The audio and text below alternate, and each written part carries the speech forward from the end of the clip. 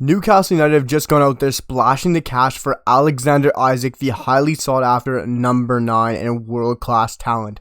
But this deal is absolutely massive, as it does change and revolutionize the entirety of Newcastle United Footballing Club for the foreseeable future and for the rest of footballing history, as Newcastle United will be looked at completely different through their other footballing landscape and throughout the entirety of the footballing world, as this deal completely changes Newcastle United, as they have brought in Alexander Isak, the young 22-year-old, highly rated wonder kid and forward, for a fee in the region of £70 million from Real Sociedad.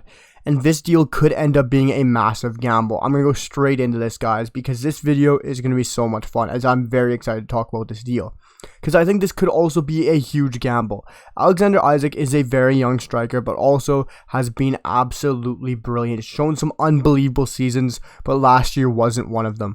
Only managing 6 goals and 2 assists in a season last year, where Real Sociedad did finish 6th, and he really wasn't up to form. He didn't play the greatest, and as a number 9, only managing 6 goals and 2 assists with 8 goal contributions, it's just not good enough. Yes, he's 21, but I think that was just a blip of a season. I think a lot of people and a lot of fans who aren't fans of Newcastle are going to dwell on that season. If you're not a fan of La Liga, you're going to dwell on that season and look at it. Maybe he's not good enough. He had a terrible season last year. Yes, it wasn't a great season last year, and it could be a gamble. Maybe it's just a poor season. But for me, I think it's just one of those seasons that is just a write-off, that some players just have a blip. Because you look at those 2 seasons before that, and I think that's what they're going to be getting. When he was 19, he absolutely killed it in his first season for Real Sociedad, managing 9 goals and an assist at the age of 19 when he's a regular starter. And the year after that, 17 goals and 1 assist. Alexander Isak is one of the best young talented strikers in the world, and there's a reason for that. His stats back it up, and that is why Newcastle have gone out there and spent this money. They've gone out there spending £70 million up front for this young, talented forward. There's been so many different fees being thrown around, £70 million, £50 million with so much add-ons, £90 million. But I'm listening to my boy Fabrizio, who says £70 million. And he also goes on to add quickly, I've got to talk about this right here, that Joao Pedro deal may not be agreed with Watford, which was currently agreed, because that deal could be changed now as they have gone out and got Isak. But for me, I'll talk about that deal in a couple minutes, because I got an exciting aspect on that deal as well, because we got to talk about this Alexander Isak deal, because this is unbelievable. And Isak, there's a couple cool facts I got to throw your guys' way, because Alexander Isak is the youngest player to score in 5 consecutive La Liga Santander matches in the 21st century at the ages of 21 years of age. And guys, we all know who he beats out, Sergio Kun Aguero, who is of course a Premier League legend. I'm not going to put my hands up saying I think Alexander Isak's going to be a Premier League legend, because I do get a little feeling he could be, but I'm not going to stick my neck out there that far. But he's of course a really exciting talent. There's a reason he's being talked about as the next Zlatan Ibrahimovic, and there's obvious reasons for that. His height being 6'2", his nationality being Sweden, and just his talent from such a young age. Alexander Isak's been brilliant since the age of 18, 19, and of course doing it in top 5 leagues, and he's been absolutely brilliant. He did it in the Eredivisie for Willem II. He did it as well for Real Sociedad, and Alexander Isak did have a release clause with Real Sociedad for around £90 million, and we've known the Liga clubs always have extremely high release clauses, because they all have release clauses on their players. But they did not meet that release clause. They just got under that, and I'm not surprised that Real Sociedad took this deal, because he is such a good player. But to get that kind of a fee for a poor season that he had last year, they had to take this deal. And for me, Newcastle United really had to go out there and back Eddie Howe.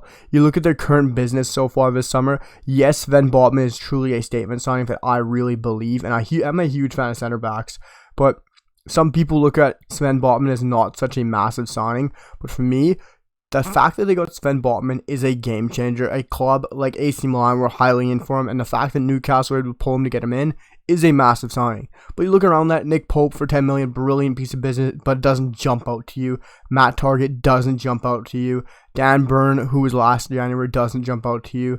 And they needed to bring someone to bolster that attacking line. Yes, they have St. Maximin. Yes, they have Callum Wilson. But is Callum Wilson really going to be relied on all season long to bag the goals in for this Magpies side?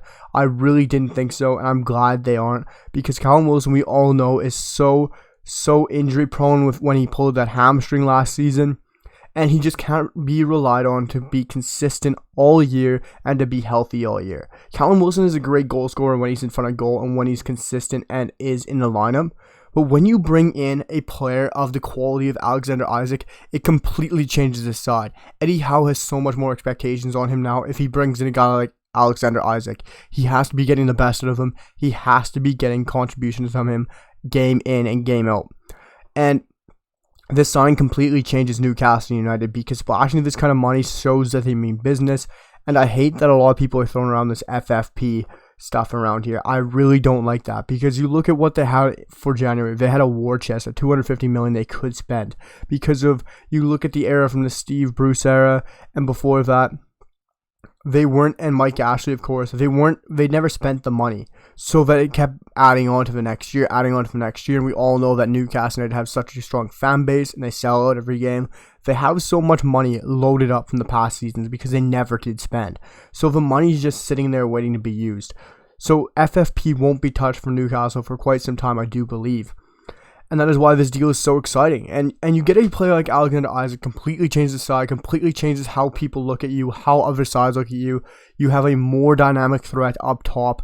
You have St. Maximin on the left, who's going to be dribbling and taking on forwards, and he's able to cut it back to a really top-end striker like Alexander Isak. And now you got a bigger guy who's a bit more physical, can win balls in the air now, who's 6'2", who's very clinical in front of goal, and Alexander Isak. It's just an exciting signing all around. And what he does give you is a brilliant dribbler of the ball as well. Alexander Isak is the whole package for me, and the fact that they're getting a young, talented player like him at the age of 22 is a smash in the park. But quickly, before I talk and wrap up this Alexander Isak deal, I gotta say it's a smash in the park. It is a brilliant deal, and we know this is gonna be finished tomorrow. Newcastle United have smashed it. I don't care what the fee was. They had to spend on a forward. They had to back Eddie Howe, especially after what he did against Manchester City. And this was the perfect deal to go out there and back Eddie Howe. I applaud the new owners, because this is just the perfect deal. And he was a guy who was on the market, screaming out to be bought, and they brought him in because I think he's going to perfectly suit the Premier League, even more than Darwin Núñez. I think he's a better signing than Darwin Núñez, and I think it's going to really show the way Eddie Howe gets out of him. Quickly, before we wrap up, I got to talk about João Pedro. Of course, Newcastle United did agree with a fee in the past couple of days for João Pedro from Watford, the young Brazilian talent. And I know a lot of people are talking about now, why would we bring in João Pedro? Do we really need him? And even Fabrizio said Newcastle are weighing up, do they even bring him in? And for me, I know it would be a lot of money. You'd bring around to 100 million just for these two players. I think they should bring in João Pedro. You look at this attack, it's very, very poor. Outside of St. Maximin, what do you got over there? Ryan Fraser, mostly a championship player. What do you got behind Alexander Isak? You got Callum Wilson, you're fine there. But behind him, you got Chris Wood. Absolutely championship. On the right, you got Jacob Murphy, and you got Miguel Almiron.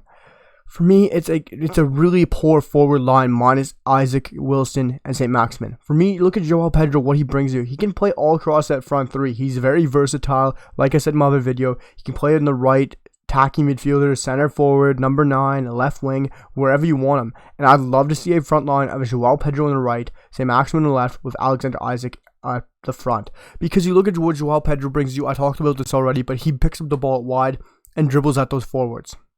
He does it so brilliantly when he drops off, and I know he is mainly a number 9, so I do understand why you guys might be saying he doesn't play on the right. I do understand that, but for me, I think you could easily switch and play him out wide, because he does love to adopt and pick up the ball out wide, pick it up from a bit deeper, and dribble at and attack those back four and those defenders. I think he'd do a brilliant job at it on the right-hand flank, and he would be just a like for like, just like Alan St. Maximin, and they could finally have the chance to move on from Miguel Almiron.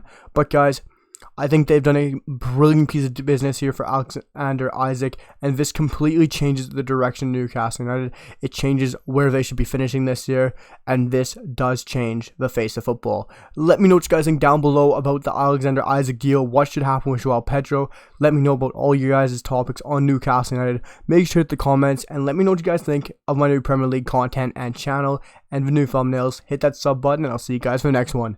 Peace!